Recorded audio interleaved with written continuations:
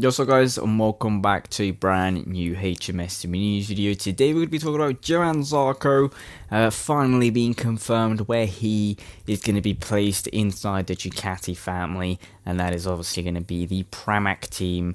Obviously leaving Avintia Ducati, and you know, he's done some decent results, I guess you could say. He's obviously done some not decent results, like taking out Andrea Dovizioso in Barcelona, which wasn't the best thing in the world to happen to him. But he is going to be moving into the Pramac Ducati team, obviously a slightly better team than what the Avintia Ducati is, and he will have some, you know, more later spec material also in this Pramac team, and just more factory support in general, you know, more mechanics and stuff that know what they're doing, and it should be a better experience, I guess you could say, for him. Should be getting better results, and obviously, you know, Pramac Ducati losing their riders to the kind of factory Ducati team, so they do know how to kind of develop riders and you know, make them get promoted into that factory team. So obviously if Zarco goes well, you never know, he could land himself a pretty nice opportunity in the future. But yeah, it's going to be interesting to see how he goes on the Pramac. You know, on the Ducati in the Avintia team, you know, he's not done awful. You know, he is on an older bike than you know, the other Ducati riders, you know, like obviously the Pramac riders and obviously the factory Ducati team.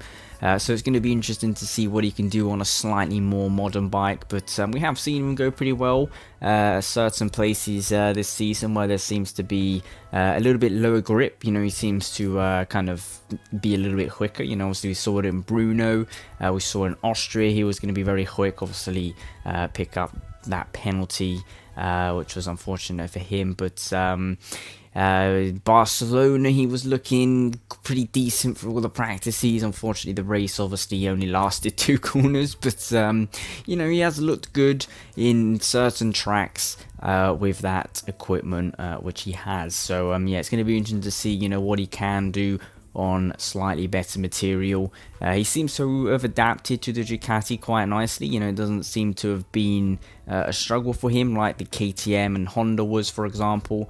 So that's pretty good for him, and yeah, in general, it's just going to be pretty good to see what Zarco can do in that Pramac Ducati team, and you know, see him fighting at the front once again, possibly a little bit more frequently, you know, like we did see in the Tech 3 days. So yeah, all very interesting. Johann Zarco is going to be staying in the sport, Pramac Ducati racing, and yeah, could we see a French winner on a Ducati in these upcoming seasons? Who knows? That would be pretty interesting. Obviously France, you know, getting some glory these days with Fabio Quartararo. So you know, if Johann Zarco can kind of add to that, that would be, you know, pretty exciting for them. And yeah guys, make sure to leave it down in the comments. What are your thoughts on this? Do you think Johann Zarco deserves the Pramac, or do you think he should have been promoted into the factory one? Who knows? Make sure to leave it down in the comments, leave a like and subscribe for more content as always, and I'll see you with some brand new videos very soon.